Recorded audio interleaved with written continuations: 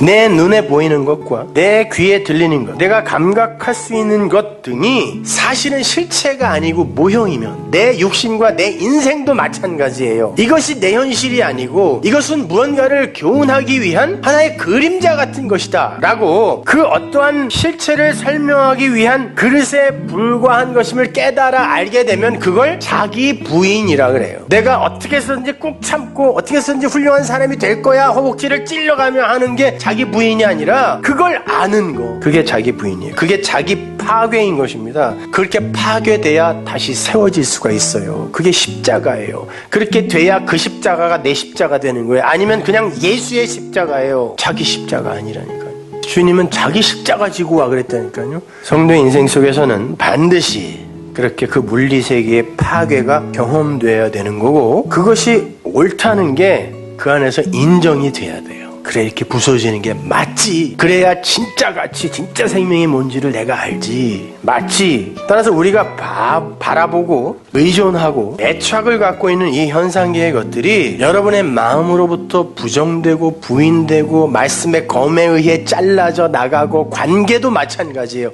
그런 것들이 여러분에게 쏟아지는 저주가 아니라 하나님의 은혜의 선물인 거예요. 잘 생각해 보세요. 우리가 보는 삼라만상은 우리의 생각과는 관계없이 객관적으로 존재하는 것 같지만 그 존재를 파악하는 건 바로 우리의 사고이고 마음이고 생각이에요. 우리의 마음이 어떠냐에 따라 그 존재는 각기 다른 상으로 나에게 맺혀져요. 같은 사물을 관찰한다고 해도 관찰하는 사람마다 다른 관찰 결과가 도출됩니다. 그 사람의 경험, 그 사람의 마음, 그 사람의 생각, 이런 거에 의해 나라는 사람이 어떤 눈과 어떤 귀를 가졌고 어떤 촉각을 가졌는가에 의해서 존재는 각기 다르게 인식된다는 것입니다. 똑같은 산, 똑같은 물, 똑같은 들을 보고도 어떤 이들에게는 크고 웅대하고 넓고 광활하고 이렇게 보여지는 반면 어떤 이들에게 있어서는 작고 보잘것없고 못생기고 추하고 그런 것으로 인식이 될 수도 있어요. 그 사람의 경험에 의해 아니면 그 사람의 마음에 의해. 똑같은 꽃을 보고도 어떤 이들에게는 그것이 아름답고 귀하고 가치 있게 인식이 되는 반면 어떤 이들에게 있어서는 추하고 보잘것없는 그런 꽃, 이렇게 인식될 수 있어요. 그들에게 있어서 인식된 그 꽃은 같은 꽃이지만 다른 존재로 인식되는 거예요. 똑같은 점을 봐도 어떤 이들에게는 고소형 코 옆에 붙은 점, 어떤 이들에게는 맹구 옆에 붙은 점, 이렇게 인식될 수 있는 거 아닙니까? 어쩌면 점도 저렇게 예뻐? 넌 어떻게 얼굴에도 그런 점을 달고 다니냐? 이렇게 되는 거 아닙니까? 같은 건데. 그렇게 이 물리세계 속에서의 존재는 객관적으로 존재하는 것 같지만 사실은 그것을 인식하는 사람들의 주관에 의해서 여러 모양으로 존재하는 거예요. 그러므로 우리가 보고 인식하는 것이 전부 실체요 사실이라고 생각하시면 안 된단 말입니다. 내가 본다고 그것이 사실이요 실체가 아니라는 거예요. 우리 주변에도 헛것을 보면서 그것이 실체라고 굳게 믿고 거기에 묶여 평생을 불행하게 사는 사람들이 얼마나 많아요. 근데 정작 내가 그럴 수 있다는 것은 꿈에도 생각 안 한다니까요. 과학도 마찬가지예요. 자연과학이라는 건 과학자의 마음에 그려진 대자연의 모습이에요. 그걸 과학자들이 그려내면 그걸 자연과학이라 그래요. 자연현상과 그걸 과학자들이 그려낸 자연과학은 반드시 일치하지 않아요. 사람을 통해 나온 것이기 때문에 그렇습니다. 그러면 과학도 그 실체가 아닐 수 있는 거네요. 그죠? 아인슈타인이 진리였던 때가 있었지만 그가 양자 물리학에 의해 짓밟히는 시대가 온다니까요. 우리가 성경을 이해하는데 아주 중요한 문제예요. 그것이요. 오늘 본문도 이러한 선지식을 갖고 보지 않으면 그냥 우리를 올가매는 올무가 될 수 있다니까요. 육신을 죽여. 왜 안 죽여? 안 그러면 니네 죽는다니까. 육신을 죽여. 영으로 죽여. 근데 육신이 뭐야? 영은 뭐야? 어떻게 죽이는 거야? 모르면서 마치 남들이 다 하고 있는 거 나만 못한다고 들키면 신앙 없는 사람으로 들킬까봐, 찍힐까봐 그냥 다 하는 척하고 있는 거예요.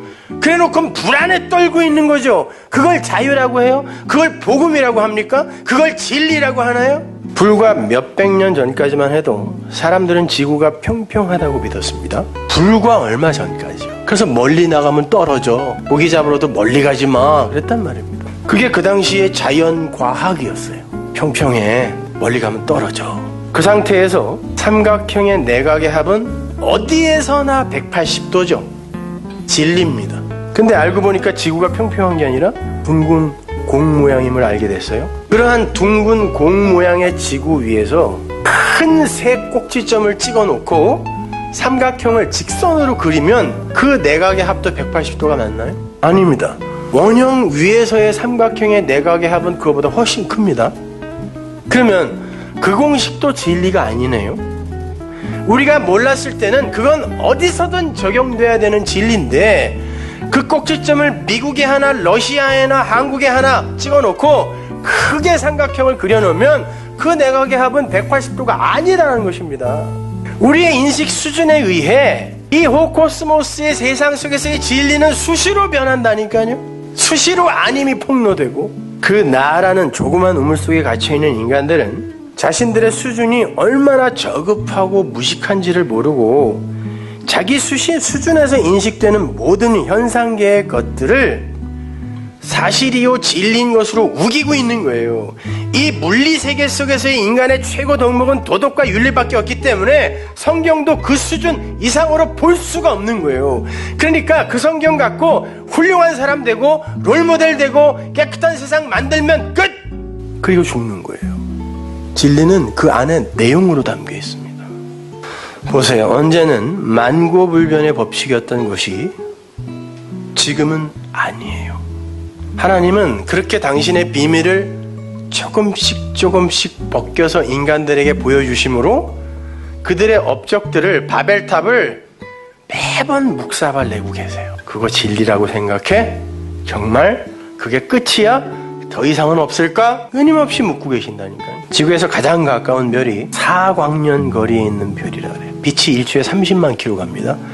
그 속도로 1년 내내 가는 거리가 1광년이에요. 근데 가장 가까운 별이 4광년이면 얼마나 멀리 떨어져 있는 거예요? 그 구행성 말고 별. 근데 그 별들이 가득 차 있는 이 은하계의 지름이 10만 광년이에요. 상상할 수도 없는 거예요. 계산도 안 돼요. 근데 그 은하계가 수천억 개가 또 있대. 그러면 내 눈에 보이는 그 별들, 지금 밤하늘에서 반짝거리면서 내 눈에 띄는 그 별들은 얼마나 멀리 떨어져 있는 거예요, 도대체가? 그러면 그냥 이 물리세계의 물리학 공식으로 따져봤을 때 그 빛이 반짝거려서 내 눈에 오기까지는 얼마나 많은 시간이 걸렸을까요? 그냥 양자역학에 무슨 빛의 순간이동 이런 거 따지지 말고 물리학 공식으로 계산해 보자니까요. 우리는 물리세계에 살고 있고 그 물리학밖에 모르니까. 그러면 반짝거려서 내 눈에 그 빛이 왔을 때 그 별은 지금 없을 수도 있겠네요. 계산하면 수천억 년 전에 반짝했던 것이 달려서 내 눈에 온 거 아니에요. 지금 반짝거리고 사라져 버렸어도